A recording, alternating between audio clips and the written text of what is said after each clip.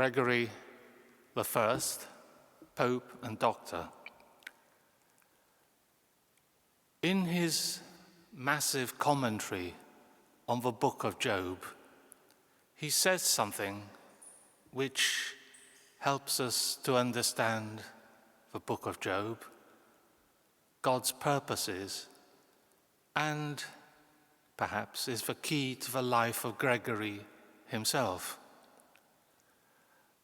Gregory said that when things were going well with Job, his virtues were known only to his conscience and to God. But when adversity came, they became known to us. One of the many profound thoughts from Gregory. And I suggest it's the key to his life. He begins in a great family in Rome. His father is a senator. He has a meteoric rise and becomes prefect of the city of Rome. But then he turns his back on all that, sells his massive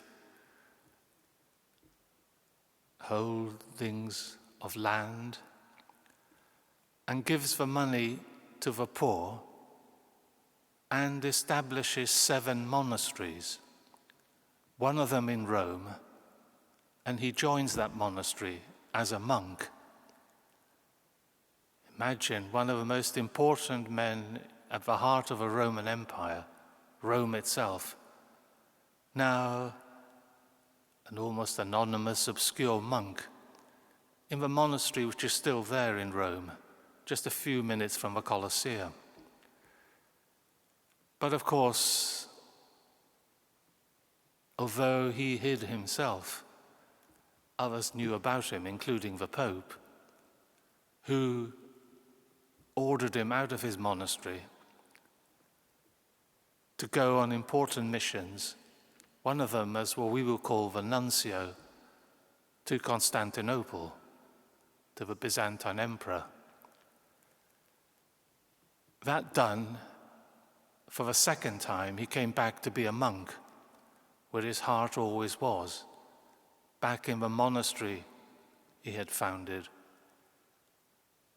And yet again, this time, with even more heart-searching, he was elected Pope, Pope Gregory the First.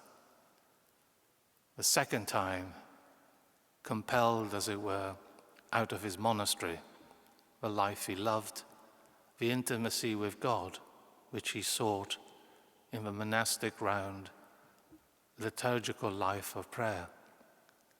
And those were difficult times for him to be Pope, with much of Italy, really, under his care, and the world spiritually. There was pestilence, a recurring tragedy in life, which we're all too familiar with, famine, attacks from the Lombards from the north, tensions with the Byzantines in the east, all of which he coped with, felt the adversities which had befallen his flock, felt the renunciation he had to make. We speak about Gregorian chant. That's because plainsong was so associated with him that it became known as Gregorian chant, a monk at heart. He founded the Schola Cantorum in Rome, which spread, a monk at heart, praising God.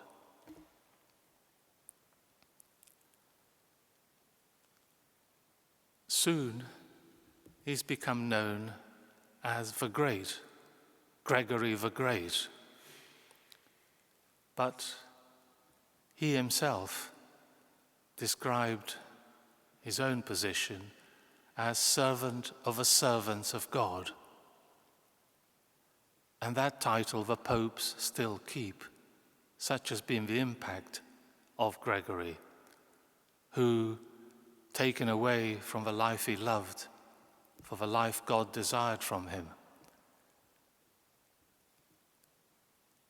austere, man of prayer, firm in principle, loving at all times. We know him as the great, but he would have wanted to be known as the servant of the servants of God.